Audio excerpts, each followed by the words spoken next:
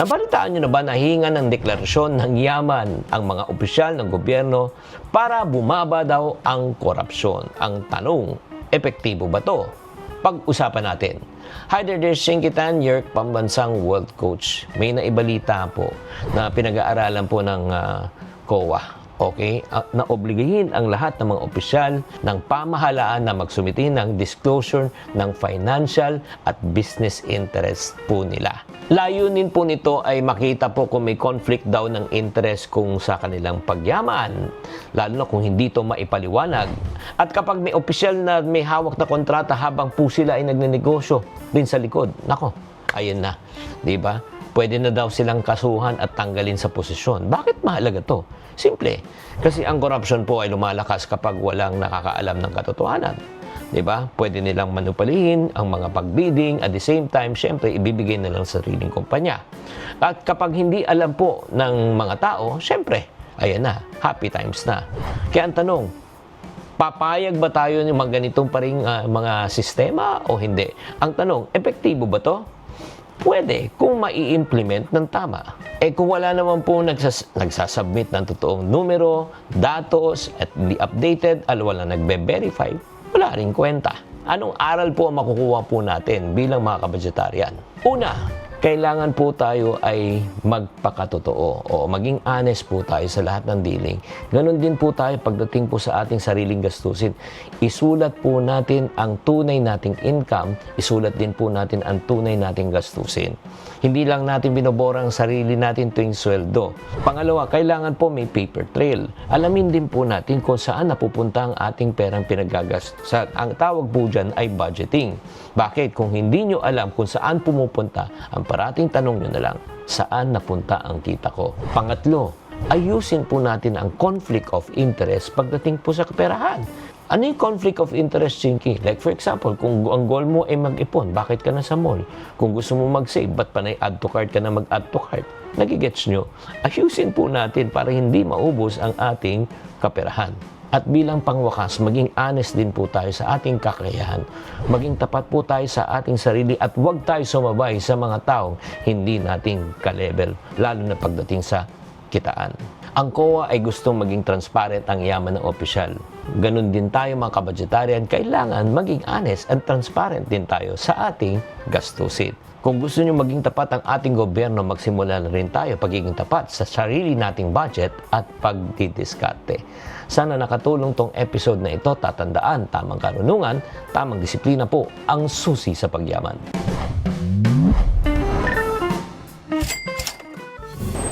Buena mano sa ating One Balita Pilipinas ngayong Lunes. Grabing traffic nitong weekend. Patikim na nga ba ng mararanasang Carmageddon sa papalapit na Kapaskuhan? Pag-uusapan natin kasama ang MMDA. 60 billion pesos na pondong tinanggal sa PhilHealth. Pinasa sa uli na ng Korte Suprema. Kongreso sinabing naisama na sa 2026 national budget ang nasabing pondo. Former presidential spokesman Harry Roque sinabing may arrest warrant na raw talaga laban kay Senator Bato de la Rosa. Babala pa niya sa senador, huwag papakidnap. Grand gathering ng stars ng inaabangang Metro Manila Film Fest entry na Manila's Finest pinag-uusapan dahil sa sobrang pagka-engrande. At ang tinaguriang Mother of Heartbreak songs na si Taylor Swift, ikakasal na.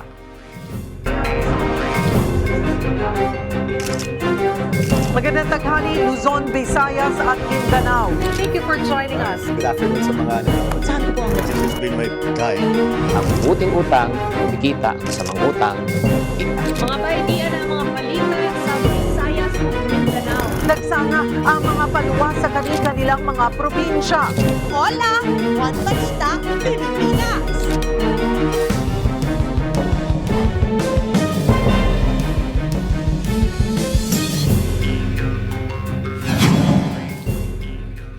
Magandang tanghali, Luzon, Visayas at Mindanao. Nang dahil sa hindi pagpapautang, pinatay ng isang lalaki ang kanyang tiyahing senior citizen sa La Union. Para bigyan ng mukhang balita, Mobile Journal, Kayla Makantan. Sa ospital na binuwian ng buhay ang isang lola na binaril ng sarili niyang pamangkin sa La Union. Ang suspect kasi nagalit nang hindi siya pautangin ni lola ng pera.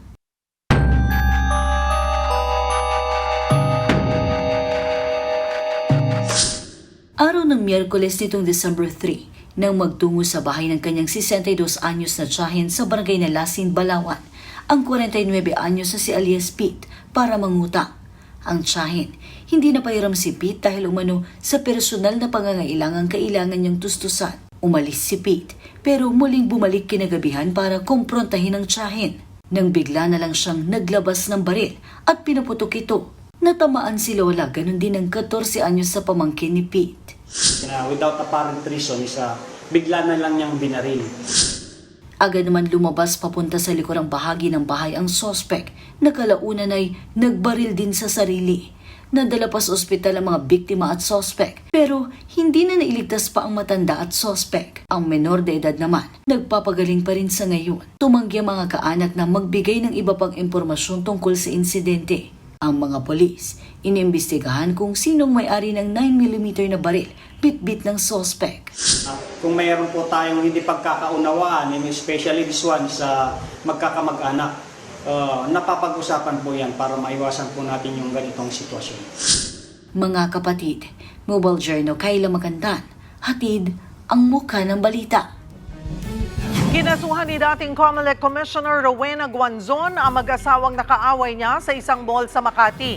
Nag-viral nitong weekend ang video kung saan galit na galit si Guanzon. Pero depensa niya, siya ang unang binastos ng mag-asawa. Magbabalita si Rainiel Pawid. If you are sick, madam, if you are sick, you don't go out to the mall. Why are you here when you are sick? Nagngingit-ngit sa galit si dating COMELEC Commissioner Rowena Guanzon habang nakikipagtalo sa mag-asawang ito sa isang mall sa Makati Sabado ng gabi. Kita pa sa viral video ang pagduro ni Guanzon sa lalaki habang hinihingi ang pangalan nito. No, I want your name. Get safe. Get his name. Sa isang Facebook post, ipinaliwanag ni Guanzon kung bakit ganun na lang ang kanyang naging reaksyon. Naubo lang naman daw siya dahil sa katinang lalamunan. Pero ang mag-asawang kaaway niya sa viral video, gusto raw siyang paalisin sa mall. You're coughing. You should leave the mall. You should stay at home. Sabihan ka ba naman? Don't you have money to buy a mask? Nabastusan daw si Guanzon kaya uminit ang ulo niya. Nagsorry naman daw ang babae. Pero ang asawa nito tinitigan pa raw siya mula ulo hanggang paa. Hindi na rin naareglo ang dalawang panig. Kaya ang ending ng viral video, hablahan. Nagsampa ng kasong unjust vexation at grave oral defamation si Guanzon laban sa mag-asawa. Para sa 1PH, Rainiel Pawid, News 5. Pahirapan na naman ang pagpara ng taxi o di kaya'y pagbubok ng TNVS tuwing Christmas rush. Kaya ang LTFRB nagsimula na uling maghigpit sa mga pasaway. Para bigyan ng mukha ang balita, Mobile Journal, Ivan Tarinque. Pagsapit ng Christmas season, dumarami ang pasaherong nai-stress sa mga driver na namimili ng sakay. Kaya binalaan ng LTFRB ang mga taxi at TNVS driver. Paparusahan ang sinumang tatanggi o magka-cancel ng booking dahil sa traffic. Isa si Aling Elena na nakaranas ng pagsusnub ng isang TNVS driver sa gitna ng Christmas rush. Ayon sa kanya, malapit lang ang kanyang destinasyon pero matagal siyang naghintay. Hanggang sa bigla na lang nag-cancel ang driver na walang paliwanag. Yung nung waiting ka dahil traffic nga, tapos bigla palang cancel. So yun lang, medyo hassle lang kasi syempre nagantay ka na. Kaya naman diin ng LTFRB na huli at parusa ang kapalit ng pagsasnub sa pasahero. Iniutos mismo ni Transport Secretary Giovanni Lopez na tutukan ng mga driver na nagka-cancel ng booking dahil sa traffic, distansya o hindi nila trip na ruta. Pwedeng patawa ng hanggang 5,000 pesos fine ang mahuhuli at kung paulit-ulit ang paglabag, posible pang kumpiskahin ng prangkisa ng driver-operator. This time of the year is peak demand sa kanila yan, no? So for more reason, dapat hindi sila maging choosy sa kanilang pasahero. May mga driver naman na umaaming hindi sila tumatanggi dahil sa hindi nila gusto, kung di dahil minsan lugi raw sila kapag matraffic ang ruta kahit sobrang lapit ng biyahe. Hindi talaga may iwasan sa driver yun eh. Hindi talaga may iwasan. Hindi naman lahat ng driver ganon. Pero may driver na nag-ahatid, may driver na hindi nag-ahatid.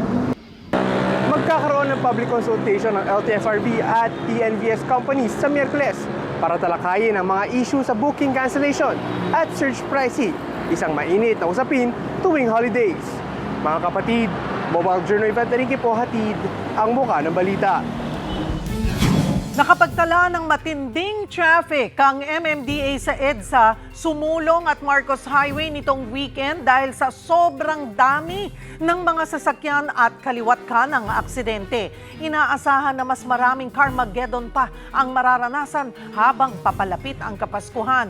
Kaya isa sa tinitignan na solusyon ng MMDA ang pagbubukas ng mga kalsada sa loob ng mga gated subdivision bilang alternatibong daan. Kaugnay niyan, makakasama natin si Attorney Victor Nunez, ang Director for Traffic Enforcement Group ng MMDA. Magandang tanghali po sa inyo, sir. Salamat po sa oras. Magandang tanghali po, Ma'am Cheryl, and magandang tanghali sa lahat ng inyong taga-subaybay. Attorney, pag-usapan po natin ang naging dahilan nga ng matinding traffic sa Sumulong at Marcos Highway noong Sabado at paano ito maiiwasang maulit ngayong holiday rush po. Yes, actually po, nagpatawag ho kami ng pagpupulong bukas.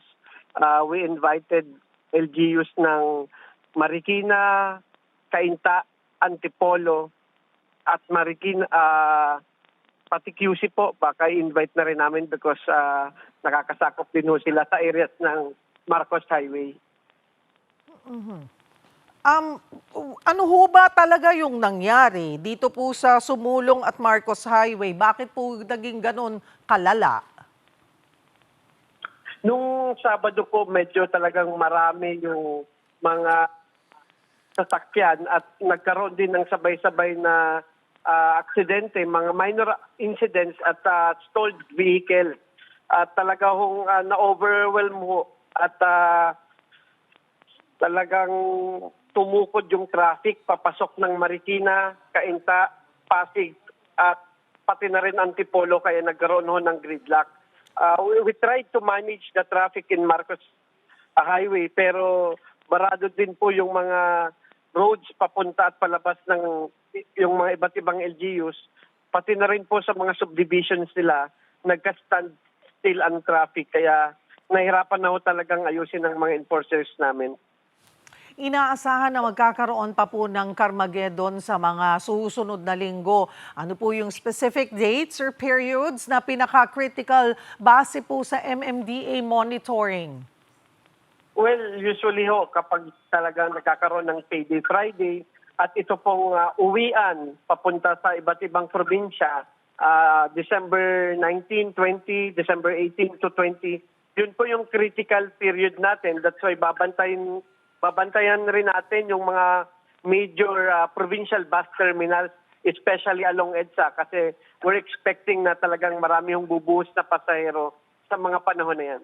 Isa po sa rekomendasyon ninyo ay buksan yung mga kalsada sa loob ng gated subdivisions. Kumusta ho yung naging initial feedback ng mga LGU at lalo na yung mga homeowners association? Ma'am Cheryl, actually makikipagpulong pa lang kami bukas and isa ho yan sa magiging agenda. Kasama na rin po yung pag-aaral sa pagbubukas ng mga intersections, magkaroon ng mga stop and go scheme sa mga intersections at iwasan na yung pag-left turn o paggamit din ng mga U-turn slot. So sana po may favorable outcome ang aming pagpupulong bukas sa iba't ibang LGUs. So, hindi ho sapat yung pagbubukas o clearing sa mga Christmas lanes? Well, sa dati ho nang nagdadala rin ng mga sasakyan, lalo na sa gabi, yung ibang mga side streets, ginagawa na rin ho talaga ng parking kasi punuan yung ibang mga establishment. So, ang tendency ho, nagpapark ho pa rin sa kalsada, especially sa gabi.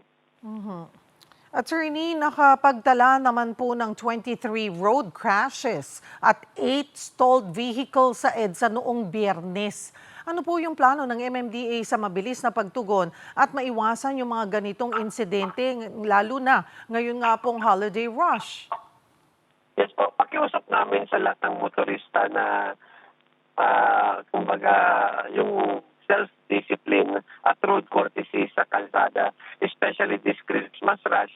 Marami yung kasi talagang nagsisingitan and nagkukuso ng mga tagian o road crash incidents na talagang nagkukustin ho ng matinding traffic kasi minsan nag-aantay pa ng pulis, hindi naman nasisettle kaagad. That's why magkakaroon ho ng pagbigat ng daloy ng traffic ho.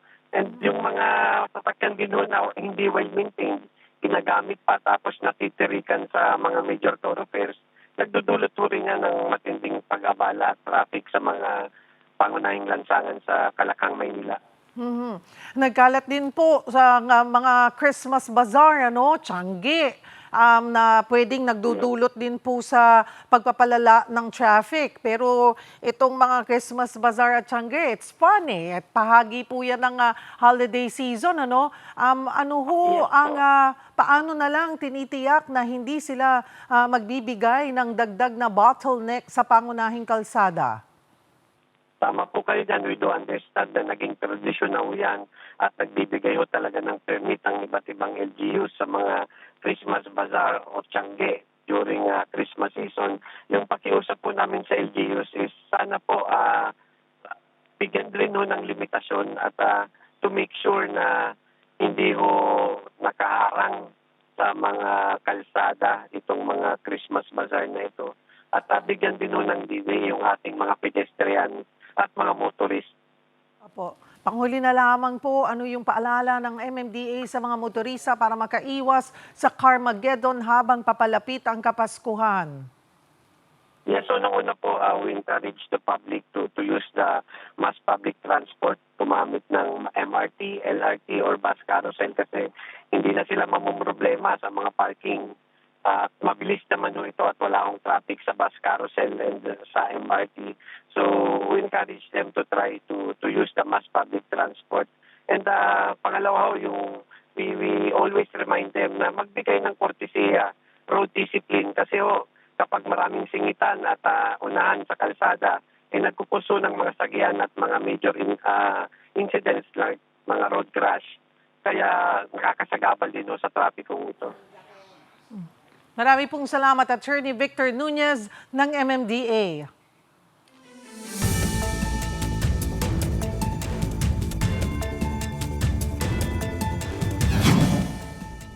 Mga bay, di ara mga balita gikan sa Visayas ug sa Mindanao. Nahimo na og low pressure area o LPA ang bagyong Wilma maoning nag-uwan sa Visayas kadtong weekend.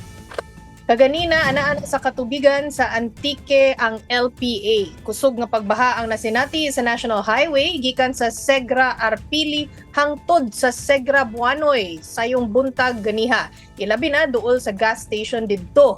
Ang miawas nga drainage mao'y hinungdan nga na-stranded ang pipila ka sasakyanan ug ang tubig nagpabilin nga taas ug delikado. Giauhag o gi-encourage na ang mga motorista nga likayan ang maong dapit ug gamiton ang alternate routes. Sa laing bahin mga bay, nagpatuma na ang Lapu-Lapu City sa Cebu ug 10 PM nga limitasyon sa paggamit og videoke.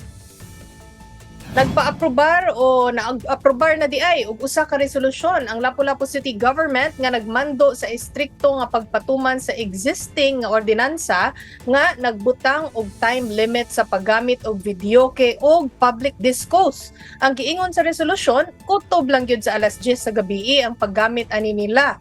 Ang maong lakang o measure nagtinguha sa pagpreserbar o pagpanalipod sa kalinaw ug kahusay kahimsog o well-being sa publiko ug mapadayon ang mayong reputasyon sa syudad. Ang resolusyon gi-adopt atol sa 20th regular session sa konseho. Mga bay, magkuyog na sa taugma para sa mga balita sa Visayas ug sa Mindanao. Ako si Chicky Verhel. Susunod, pondong tinanggal sa PhilHealth na aabot ng 60 bilyong piso pinasasauli ng Korte Suprema pag-uusapan kasama ang PhilHealth. Medical evaluation kay dating Pangulong Rodrigo Duterte na isumiti na ng mga eksperto sa International Criminal Court. At lola na gumagawa ng palayukan viral sa kanyang obra lalo na ngayong magpapasko. Yan at iba pa sa pagbabalik ng One Balita, Pilipinas.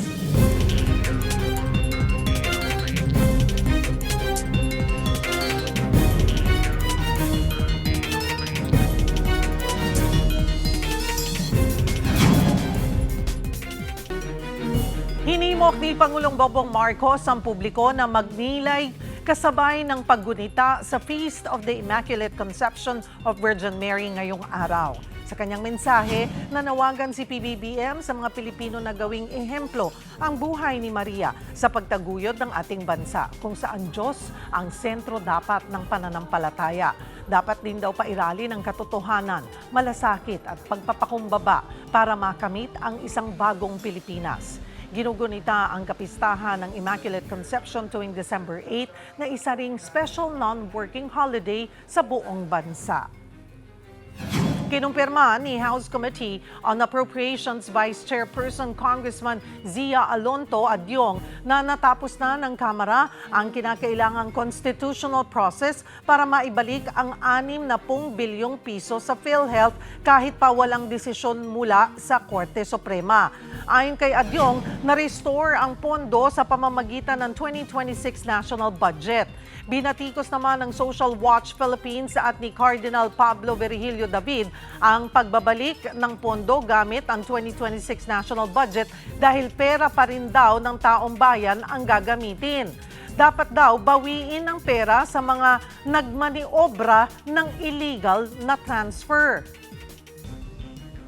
Sa puntong ito, magkakausap natin si Dr. Edwin Mercado, ang Presidente at CEO ng PhilHealth. Magandang tanghali po sa inyo, Doc. Salamat po sa oras. Magandang tanghali, Cheryl, at magandang tanghali sa lahat ng ating taga-subaybay at isa pong banal na Immaculate Conception Day po para sa ating lahat. Doc, ano po ang reaksyon ng PhilHealth dito nga sa pahayag ng Kamara na naisagawa na nila yung constitutional remedy para maibalik yung 60 billion pesos sa PhilHealth sa pamamagitan ng 2026 national budget? So una po, tinatanggap po namin yung pong desisyon ng ating Korte Suprema. At sa ating pong Kamara ngayon nga po ay nasa Senado na rin yung pagbabalangkas po ng ating budget for 2026. Ang malinaw po ay medyo po na ibabalik na ng PhilHealth ang tiwala ng ating mga kababayan. Dahil ito pong pagbibigay balik po ng ating mga pondo ay isang recognition po na tayo po, ang PhilHealth po ay dahan-dahan na pong napapalawig yung serbisyong na ibibigay sa ating taong bayan. At ito nga pong nakaraang Oktubre sa kabuuan po ay nakapagbigay po kami ng 250.73 billion na benefit payment kumpara po doon sa 136.84 billion last year na katumbas po ng halos 83.23% na increase. So ito po yung tinatawag na meron na po tayong absorptive capacity para po unti-unting mapalawig po ang benepisyo ng ating mga kababayan. At kami po ay natutuwa at kami po ngayon ay tinatanggap yung paghamon po na palawigin at bantayan po ang lahat po ng pondong na iatas po sa atin dito sa PhilHealth. Dr. Mercado, binatikos ng Social Watch Philippines at ni Cardinal Pablo David yung pagbabalik ng pondo sa pamamagitan ng national budget dahil pera pa rin daw ng taong bayan ang gagamitin.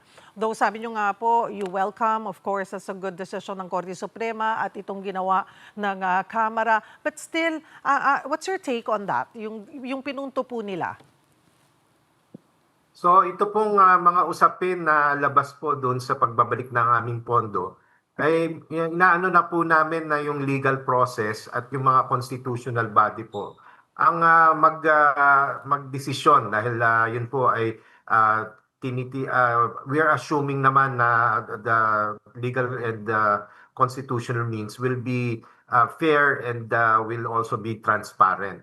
So we leave it to the proper authorities and other constitutional offices to determine and pursue accountability for the fund transfer decisions.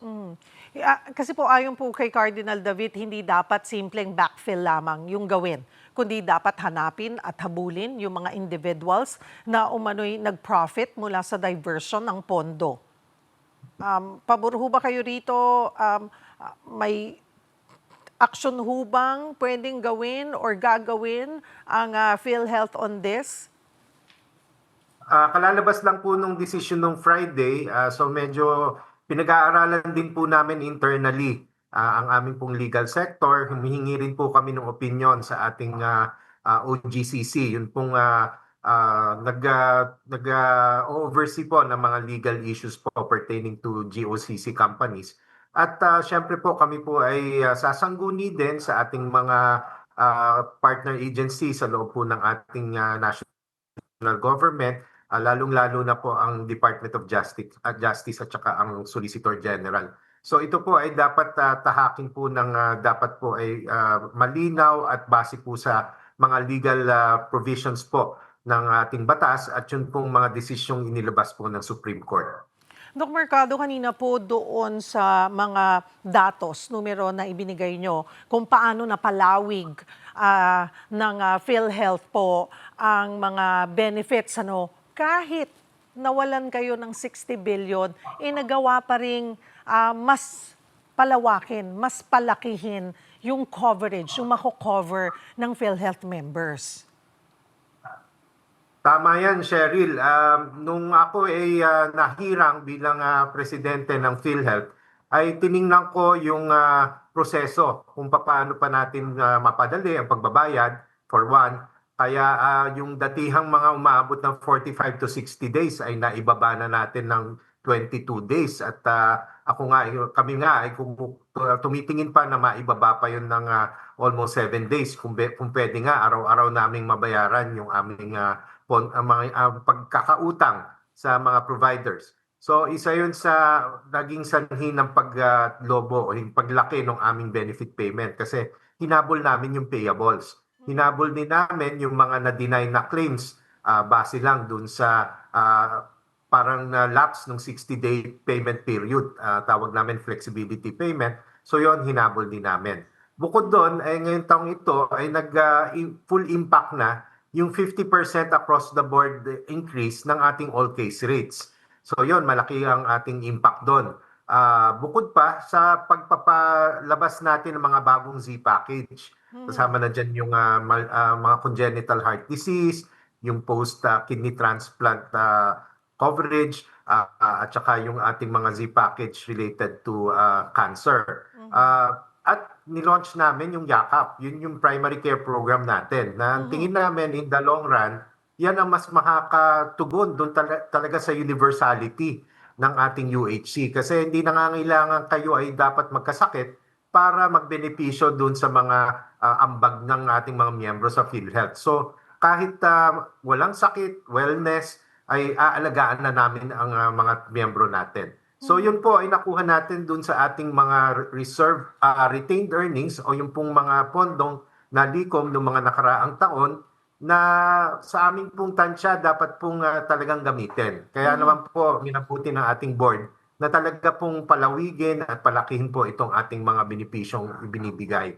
At ngayon pong 2026, malaki pong tulong talaga yung additional 60 billion na binigay ng ating mababang kapulungan at ngayon nga po ay binabalangkas na ng ating Senado dahil ang projected po natin ngayon, year na darating, ay mayroon pa po tayong mga dagdag pong mga benepisyo sa cancer, gaya po ng cancer ng liver, ng lungs, tsaka ng ovarian cancer. At yun pong mga iba pong mga cancer packages na medyo matagal na po, mga 5 years na po nating binalangkas, ay re-reviewin po namin dahil po kailangan na rin pong i-adjust. So yun po, plus po yung ramp up po ng ating YAKAP at po ng ating PhilHealth gamot, ang paglalaan na naman po natin ng ponda dito po sa darating na taon. So yun nga po, kung nagawa ito noong tinanggal yung 60 billion, ngayon ibabalik. Hindi ko po maintindihan, I'm not sure kung ako lang hindi nakakaintindi kasi parang ang punto po is yung 60 billion na sinasabi ng Kamara, idinagdag, pero ang sinasabi po ng Kamara ay ng Korte Suprema, ibalik. So I don't see it na dinagdag nila or dinagdagan yung budget because in the first place, dapat nasa PhilHealth naman po talaga yon, di pa, Doc, na sana doon sa mga maraming nagawa nyo this year, it could have been more if you had the 60 billion. But then again, paano po makakaapekto yung pagbabalik ng 60 billion pesos sa overall financial standing ng PhilHealth? Mas malaki ang po bang maaasahan na coverage? Sabi nyo nga, tingin nyo mas babalik na yung tiwala ng taong bayan come 2026 lalo dahil maibabalik yung 60 billion na dapat nasa inyo naman po talaga. This time, mapapakinabangan na po ng members. Tama yan, Cheryl, kasi ang konsepto naman ng National Health Insurance, it's a single fund. So cash is, kung tawagin, cash is fungible. Pag nailagay mo na sa isang pot o isang basket, yan ay iisahan na lang ng paghuhugutan. So nung nakaraan taon, bagamat hindi kami pinalad na mabigyan ng budget, yung ginamit naming pondo, nakabawas dun sa ating mga naipon at sa ating reserve. So ngayon, yung 60 billion, kung papasok kasama nung initial na 53 billion na na-approve ng Kamara, ay parang nire-replenish din natin yung reserve fund. Kumbaga, yung buffer natin ay mapoprotektahan. Otherwise, kung kukunin pa ulit namin dito sa retained earnings, medyo palit yung ating mga buffer o mga perang pwedeng paghugutan natin sa mga pagkakataon na nagkaroon ng sakuna or doon pa sa mga karagdagan nating benepisyo na maaring ma-develop namin na hindi namin na-foresee or na-project dito sa ating current budget. So parang once you put it in a single basket, it's all considered source of funding. So whether you got it before and you returned it, what we look at is the single basket or the single fund, which we now use to pay for all the utilizations of our members. May epekto po ba rin ito sa budget allocation para sa benefits tulad po ng konsulta package, Z-benefits at case rate payments? Ito pong pagbabalik doon sa 60 billion? Malaking tulong kasi nga nung initial naming projection na 53.5 lang yung billion yung na-approve ng NEP or ng National Expenditure Program, talagang huhugot kami dun sa mga nakatago natin na reserve fund at saka mga excess fund. Ngayon po sa tansya namin, sapat po dito po sa ating pagmamature ng ating konsulta ng YAKAP program.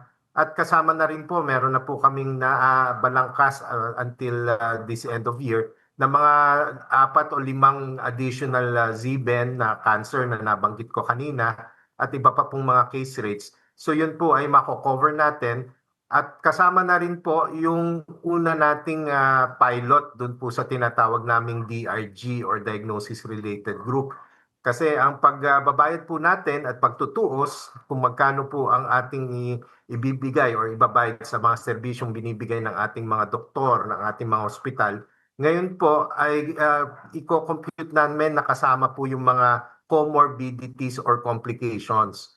Datihan po kasi ang binabayaran lang natin ay yung base po dun sa tinatawag na all case rates na base po dun sa primary diagnosis. Yung DRG po, i-consider na po yung mga iba pong mga komplikasyon at yun nga po ang tingin namin ang mas scientifico at saka mas strategic na paraan ng pagbabayad ng ating mga tungkulin sa mga serbisyong binigay ng ating mga providers instead of an across the board. Kasi ngayon po, mag-compute na siya base po doon sa komplikasyon ng ating mga sakit. Ano po ang dapat asahan ng mga PhilHealth members? May magiging pagbabago ba sa premium benefits o reimbursement processes?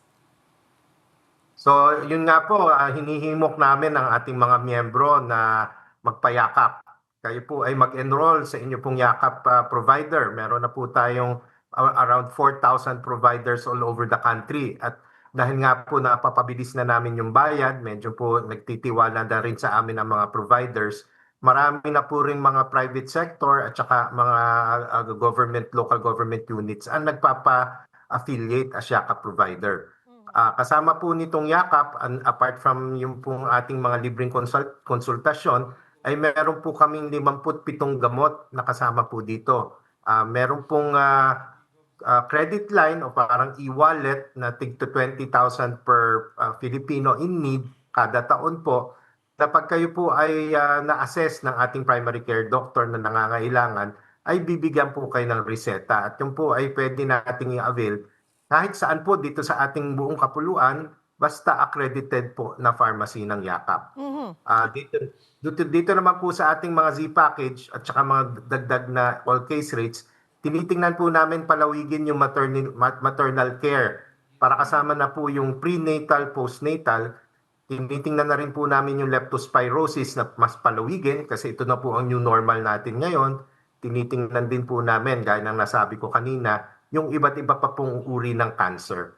At saka iba't iba pa pong congenital abnormalities gaya po ng sakit sa puso, sakit sa yung mga may mga bukol po na naisisilang ng mga bata dahil po hindi normal yung pag-develop ng fetus sa ating sinapupunan ng ating mga nanay. So yun po, pina-finalize na po namin and hopefully mailabas po namin by first quarter of next year. Doc, balikan ko lamang po yung Yakap. Napakalaking bagay po nito. It's good to know na may 4,000 mahigit na providers. Pero this is nationwide. And then, sabi niyo po, may accredited pharmacy, which is very important. This coming 2026, ano po ang target? Gaano pa karaming providers ang maidadagdag, lalo na po doon din sa pharmacy, para mapakinabangan po talaga at maramdaman ng mga members yung sabi nyo nga pong parang e-wallet na 20,000 worth of medicines every per year. Tama yan, Cheryl. Ang kaakibat kasi nitong pagpapalawig namin at pag-i-implement ng Yakap ay siguruhin din na medyo hindi naaabuso. So, next year, meron na tayong tinatawag na liveness check kung saan every time na mag-avail yung ating members, kahit konsulta man yan, laboratory test o yung prescription sa gamot, ay meron ng biometrics scanning na binabangga namin dun sa biometrics ng PSA.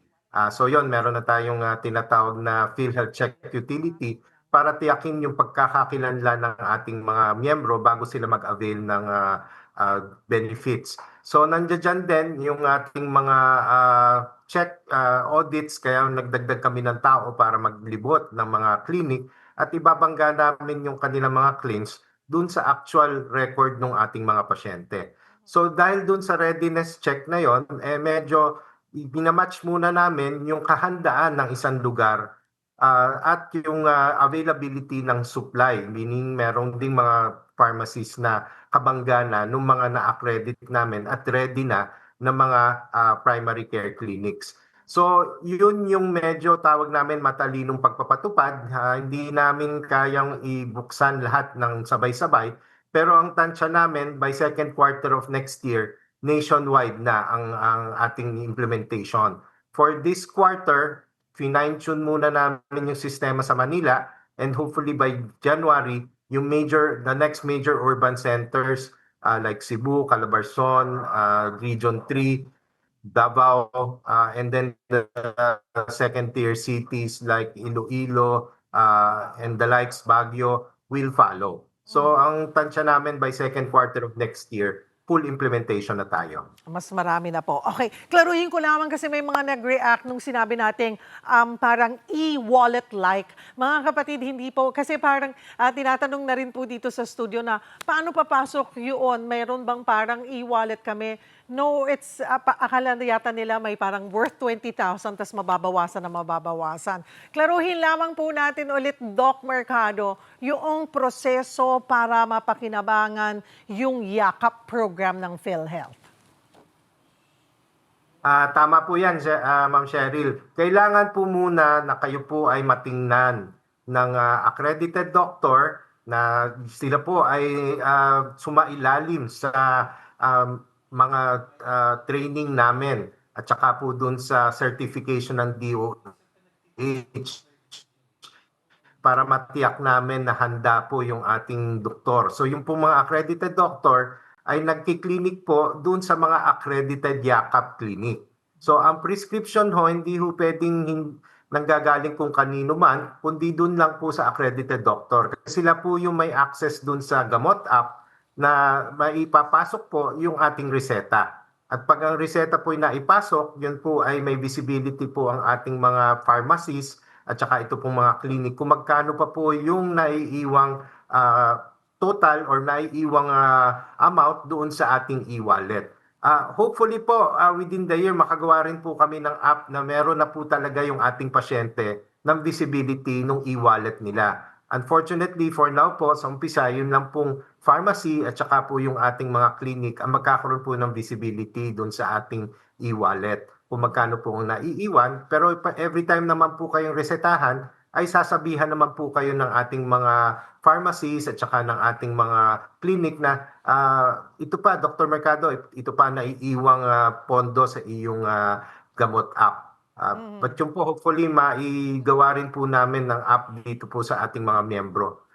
Meron din po tayong plano na yung mismong sa eGov app kung saan po meron kamang PhilHealth na page, ay nandun din po, makikita rin po yung benefit availment. So, yun din po, isang paraan din para rin may transparency tayo na kapag kayo po ay naabisuhan na kayo po ay gumamit, ma-report nyo rin po kung kayo po ay hindi naman pala nakagamit doon. Baka may ibang gumagamit ng inyong account.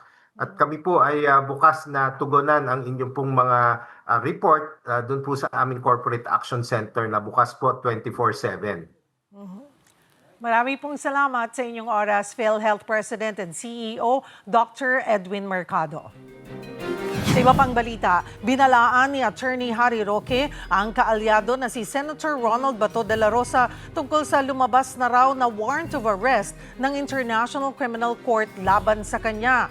Payo ni Roque kay De La Rosa ay huwag siyang magpapakidnap at igiit ang karapatang madala muna sa Korte ng Pilipinas. Noong Nobyembre pa unang ibinunyag ni Ombudsman Boying Remulla na may warrant na ang ICC laban kay Senator Bato dahil sa naging papel niya sa war on drugs. Kaya mula noon, hindi na humarap si De La Rosa sa Senado na huli raw namataan sa Pampanga.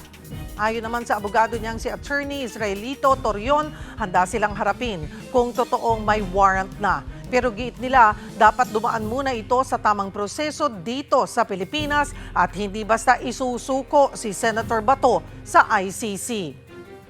Under Article 89 ng Rome Statute, nagsasaad nga na kailangan yung surrender should be in accordance with the procedure under the Rome Statute and the procedure under their national law. Hindi naman po pwede na gagawin na naman natin yung ginawa natin kay Tatay Digong, nadakpin na lang kaagad, hindi pa dinala sa competent judicial authority. Naisumiti na ng mga eksperto sa International Criminal Court ang kanilang medical evaluation kay dating Pangulong Rodrigo Duterte.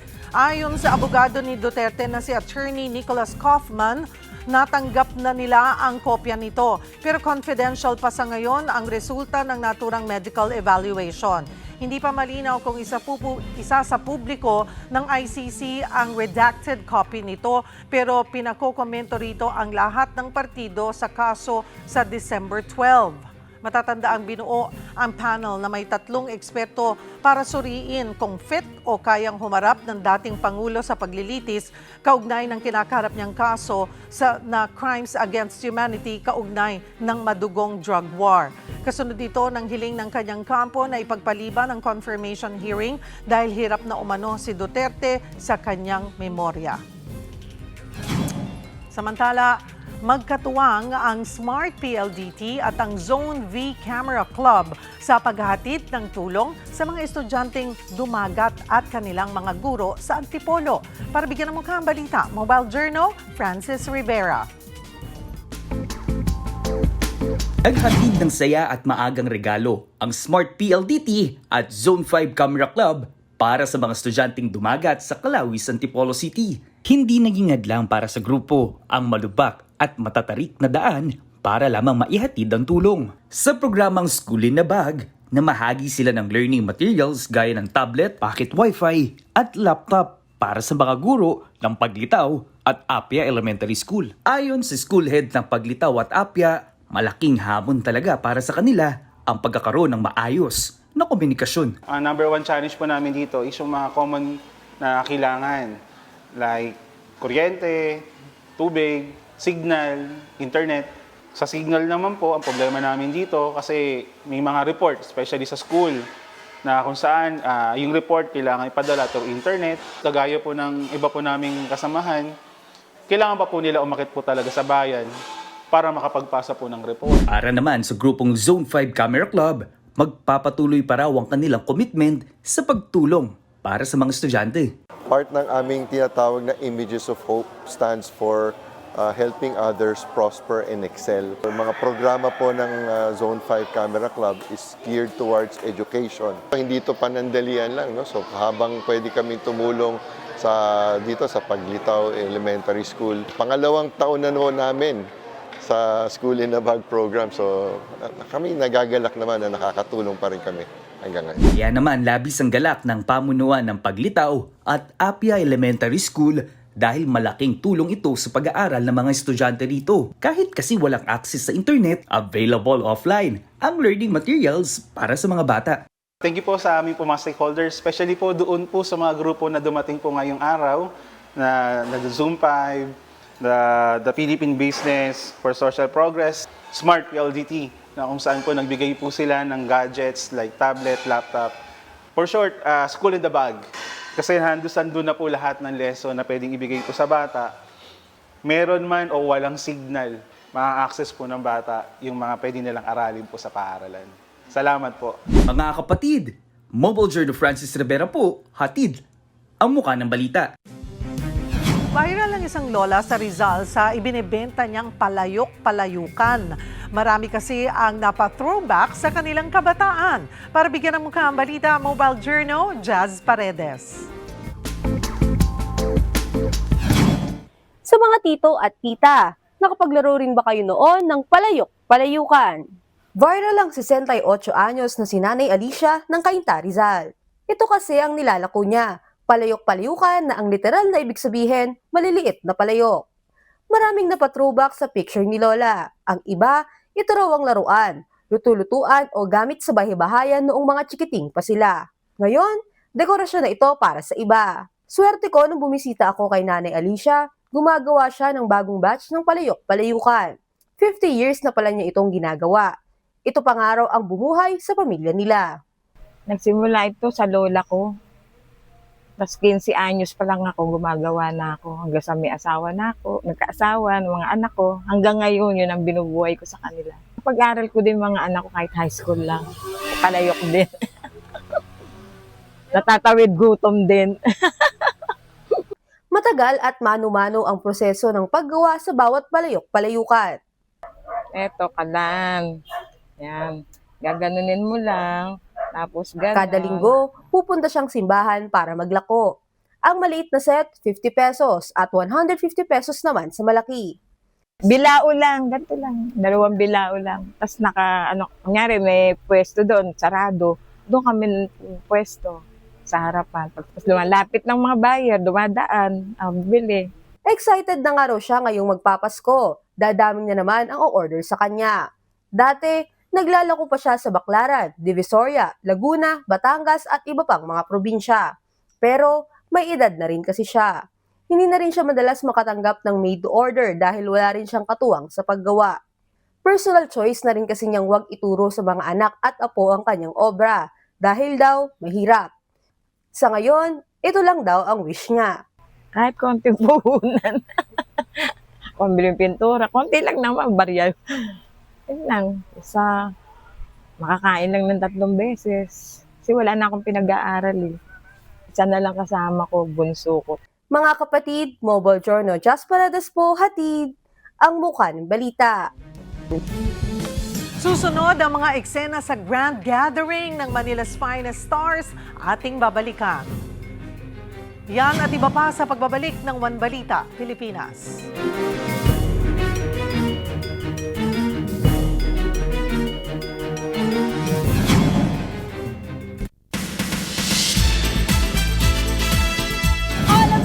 Mag-happy long weekend sa inyo. Nasa malamig na lugar muna tayo pero ang mga balita mainit-init pa dahil may hangover talaga tayo sa kakatapos na nag-grand gathering ng Manila's Finest, ang isa sa inaabangang pelikula sa Metro Manila Film Festival hatid ng MQuest, Signal at Spring Films. Siyempre, nakachikahan natin yung mga stars at may update para sa atin sa kanyang love life si Enrique Hill. Watch this! MMFF fever is on! Isa sa pinakainabangan dyan ang handog ng MQuest, Spring Films at Signal na Manila's Finest. Nito ang Biyernes, nagbago ang itsura at dating ng New Frontier Theater. Bukod sa pa-red carpet, parang bumalik sa dekada 60 ang vibes para sa grand gathering ng Manila's Finest. Ang stars, overwhelmed dahil kuhang-kuha raw ang setup gaya sa pelikula. Wala, sobrang ganda kasi alam nyo, papunta pa lang po ako dun sa standby area, nakita ko yung setup. Gusto kong bumaba ng van para mag-picture kasi ang ganda talaga. Sobrang parang nandun talaga ako nung 1960s na taon. Si Enrique Hill na isang very proud kapatid, sinabing ito raw ang pinaka-level up niyang pelikula.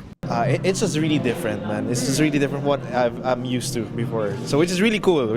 Hindi lang yan ang aabangan kay Ken dahil malapit na rin niyang simulan ng TV5 serye with Andrea Brillantes na A Secret in Prague. Early this 2026 daw, sisimula ng pasabog serye. And very happy and proud si Ken na makatandem si Blythe. We just see each other and stuff, and just like hi, hello. Yeah, but she was always cute, you know. She was always cute, like always in the corner and stuff. And I think it's just about time na magkasama kami. And I think, you know, she's really pretty, one of the most beautiful women. At ngayong single at eligible bachelor si Enrique, di na natin pinalampas ang pagkakataon na matanong ang kanyang love life. Ngayon? Wala nga eh. We'll see. Hopefully, maybe 2026, maybe. We'll see, I don't know. If it comes, you know, but I'm open. Sa balitang Hollywood naman, bali-balita ha, na next year na ikakasal si Taylor Swift at si Travis Kelce. Unang lumabas ang balitang yan sa page 6 ng New York Post. June 13 daw na nakaschedule ang kasal sa Watch Hill, Rhode Island. Nabanggit din na nagbayad pa si Taylor ha sa isang bride-to-be para lang masecure niya ang Ocean House venue. Pero hindi naman nakapagtataka kung sakaling mauwi na sa kasalan ng dalawa. Matatandaan kasi nitong August ay pinaalam nila sa publiko ang kanilang engagement. 2023 pa na simulang mag-date si Travis at syempre si Taylor. Anyway guys, yan muna ang latest sa showbiz. See you guys tomorrow dyan sa studio. Thank you, MJ. At mga kapatid, 17 days na lang, Pasko na. At yan po ang mga bumabanderang balita at public service sa inyong tunay na kasalo sa tanghali. Hanggang bukas, dito sa Balita magpapabusog sa inyong kaalaman. Ako po si Cheryl Cosim. Kami ang inyong kapatid sa public service. 1PH, teleserbisyo para sa Pilipino.